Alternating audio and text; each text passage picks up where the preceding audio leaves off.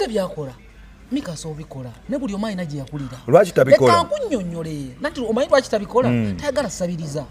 Mwani ya mulonda yeronda musango kyo kweronda ani ya Bobby Wine obageto president obani ya mu president nga yita president nga to complain that watch Bobby Wine yita president teyamenya timu z'abantu wamulonda ko bali baronda bali baronda kimanyi mbubusha manyabera ko president batukake ye wamwe ye wafete batuka uwa italigeto ekibaluma nabadde ndaba Mick 25 fane nga avaya agamba nti Bruno K abadde upcoming yagwanga upcoming already Mickey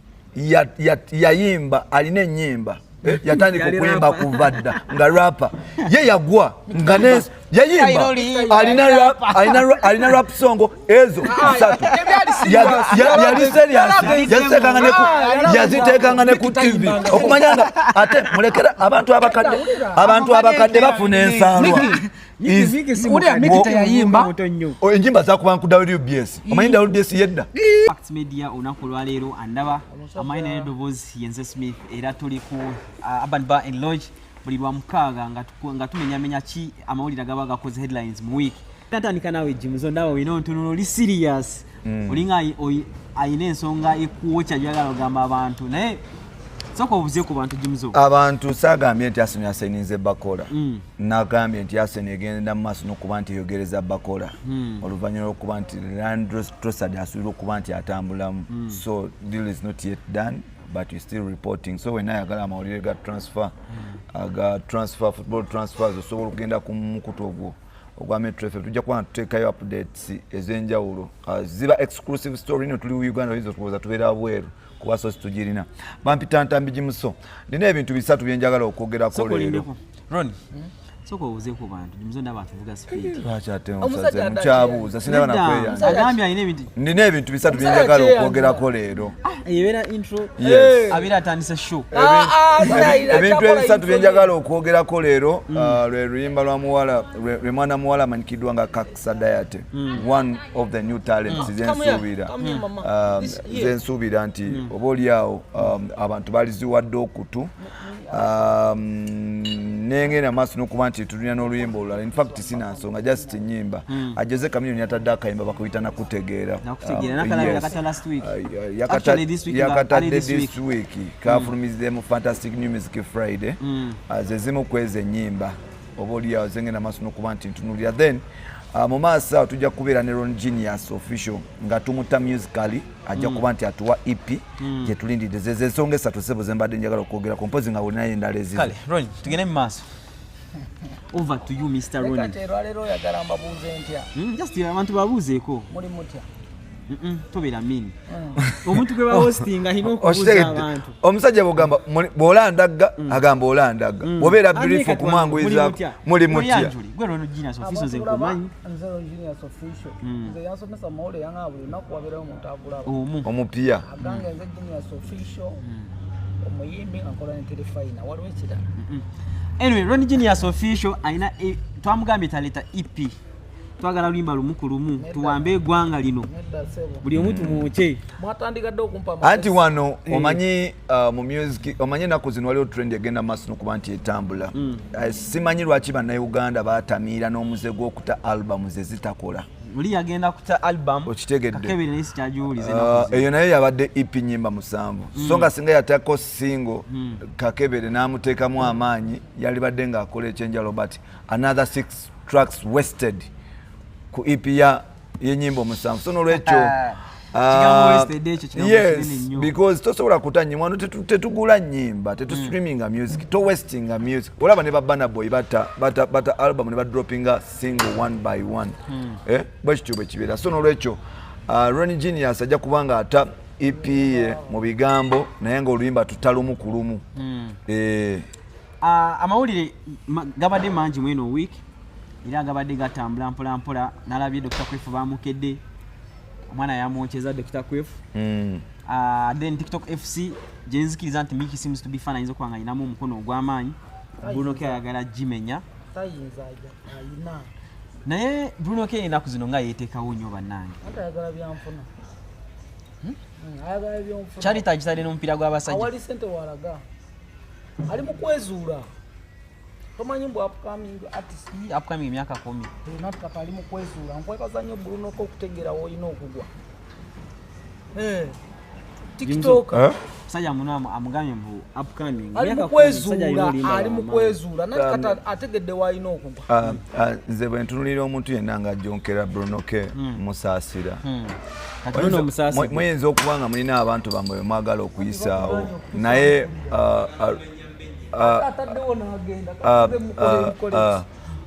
wabeerawo omanyi baroni bano balina abantu be baagala okutuzimbako nga tebaagala kuvaawo be baagala okuba tuleetera be bakola buli kirungi ekigenda mu maaso kyanaku nnyo bannange ebintu bwe bityo bwe biri abantu bambuziza submission yange naye tujja gikwata mpola mpola aze badde nkyayogera nti Ronnie bw'avaayo n'agamba nti Bruno K yeezuula muba mulimba agambye bw'akyezuula nti upcoming Bruno K alina oluyimba olw'amaanyi munsi luno olwakuba one for the road lwakuba lwa luzungu abasinga obungi temutegeera luzungu aŋŋamba abasinga obungi sigambye gwe omusajja ogwolaba yasoma journalism alina degree Makerere University mu mwaka gwa 2014 yali ali mukola no like chengezaako gamba like is a land person submission yange eri bweti nti olwaleero Bruno afuuse target eri abantu bangi Bruno kazaalwanisibwa Bruno K abannamawulire mwamukuba ku lw'omukyala ku bakyala nga muleeta bamama baseeki abavaako n'enjaye ne mwagala okukola akantu mufune stories ezitambula ne mukola ku Bruno K okitegedde buli propaganda akolebwa ku Bruno K ekyenjawulo omanyi ekyenjawulo ebisinga obungi Bruno K bamuwaayira nti talabirira abaana kuba abalabirira okitegedde nti talabirira abaana Bruno K aze alabirira abaana nze ndi omuntu omu ku abo nina evidence nina receipts nina transaction eza Bruno K even way back stories za Bruno K abantu okumulwanda tezitandise leero the likes of Kakalam, the likes of Case, the likes of what? Babeerawo nga mawulire gamukuba. Leka amale point ya mu red anta ine ngeri gyakiresimu. Kyobola njagala kutoka tukomao. Smith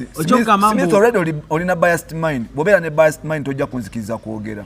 Okitegere you already have a biased mind nga host. Ekisooka leka amale point zange kubeera omboza. Ekisooka wa Maroni mukize mugaane. Bruno talina kyali mukola. Munsobi ayagala menya timu y'abanene Miki yatandika timu ye Bruno K yeyingiza olwakyagala kwega timu ya mupira is it registered Mika gamba it is registered as TikTok FC abantu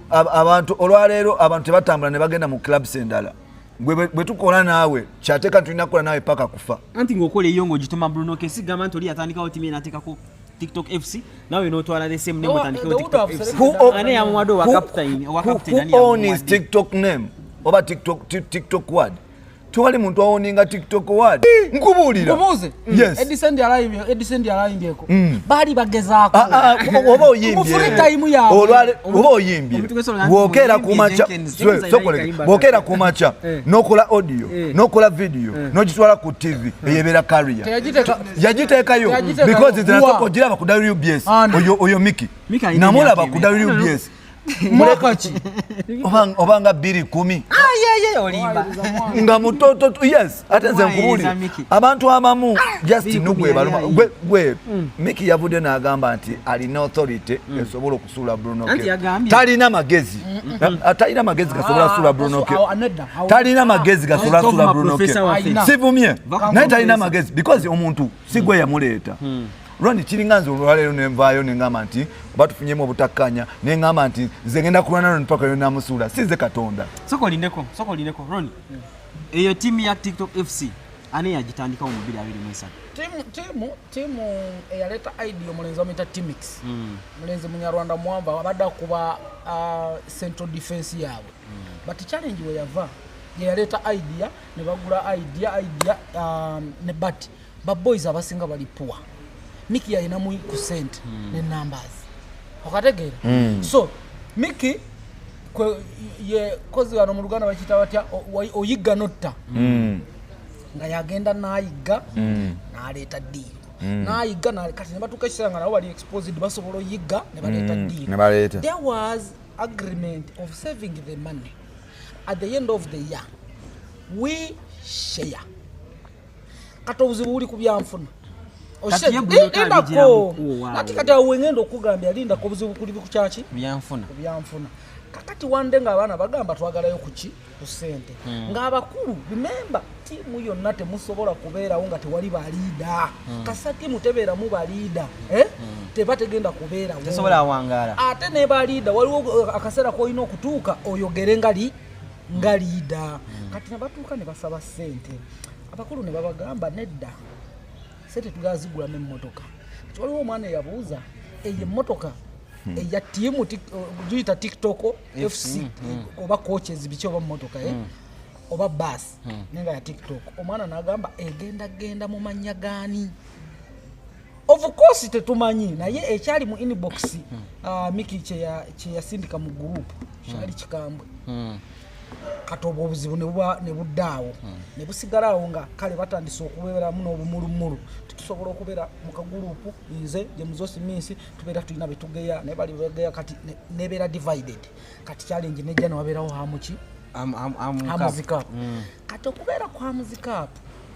ng'ekyaddala Miki is a businessman. Miki ateeka mu ssente ze. Miki abawana abasinga tebasiima alina ebintu bya sacrifice okulaba nti at least abawessanyi nyine waliwo ekyankutteko Miki alina ennyonyi gyalagenda okugenda ebyaddala n'agivaamu n'agikwasa omuntu omulala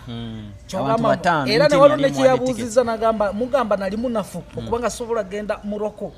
ne bano baani ne kano akawala ka TikTok ak'amaanyi ne bazaira baby kyogana nali munafu wansi okubeera wansi wa Zaira baby gasobola kugenda nabo e Morocco wano gundi we yagendera ala Nkuluzi n'abalala ennyonyi yagiteera omwana n'agamba ntambudde ekyo kikulaga omulungi ne ayagaliza naye abo bennyini be yawa esaawa eno we bali mu kuyita mu Bruno bakonjere Miki ne Bruno kati nkujjira kati Miki atuuka ekiseera n'investinga mu ssente eziwera mu kiki mu kikopo ekya Hammers Cup ne nga tayagala luzinga Hammers Cup ekyagenda mu maaso amuntu muwanguzi bagamba atwala miliyoni 3 10 kakati omusajja fani w'ekitende atera nnyo ogenda n'alaba empiira gy'ekitende n'asupayingamu abazanyi abalungi najja n'abagatta mu TikTok FC kati obuzibu bwe bwava ng'abaana ba TikTok babakuba entebe kati awo challenge we yakola ki we yava ennabe buli omu ayagala shininga wali boy okitegeera ennabe yabakuba substitute ng'ovudde era oli star oyinza okuba waze n'ekagala okufulendiko n'okagamba jangondabe nga nkuba wali mu Hammers Cup nze nkuba musanvu okategeera kati alaba bwatuuka ne bamukuba entebe naga bebi nga tozanye naye saategedde omanyi bwoswala ewakana kagafulendiko ng'okavimba nako so that's a big challenge. Bruno ayingiramu bwati Bruno alaba opportunity bali batandise okwerumaaluma ate Bruno nga opportunities nako search nako obukujjo esaawa eno jukira yawamba mbumaawe yawamba kati ye TikTok president naye ani yamulonda president ba TikTok babalondera wa simanyi yawamba yeyita ne TikTok president ndaba Frank abaho yali yawamba why are you biased about Bruno? Just biased. Aren't you throwing stupid ad-libs in his submission? Mbuzi za ani yamulonda wamulondako bwogamba nti gwe president wa podcast ffe tukulwanyisa lwaki olina omutima omubi Smith? Wano si yakwe kati gwe kikukwatirako wagwe nawe oli TikToker si yakwe cloninga Bruno mubogamba bwaba si TikTok president ani amusinga streams mu Uganda ani amusinga numbers amusinga number amusinga streams anti ngamba amusinga streams nga tugambye nti olwaleero we are streaming live. Professor Singa. That is seasonal. That is seasonal. That is seasonal. Bino ebintu byenjogera kombi manyi. Okitegedde. Come here, I tell you bro. Let me tell you. Memugamba ebintu bino seasonal. Omusajja olunaku olu alina record yaka kadi 6,000. Okitegedde. Olu lumu ng'abantu emitwalo nkaaga bamulaba okyegedde akolifayinga okweyita kyonna kyayagala kyemutayagala kumanya kyemutayagala bannayuganda muntu atandise kutuuka watuuse ng'amaze okwezuula alina weplesi nze mulowooza mugenda mu dismantling mulowooza musobola omukuba musobola okumukakanya nziramu ono agambye ova mu nsi kiggwe ova mu district tutubereyo mukulima ngo tunyumiza ghetto so kankunyonyole wama jangu omwami ono just alina biased mind with Brunoke neda kankunyonyole anti mbuzi when you talk about streams here is the point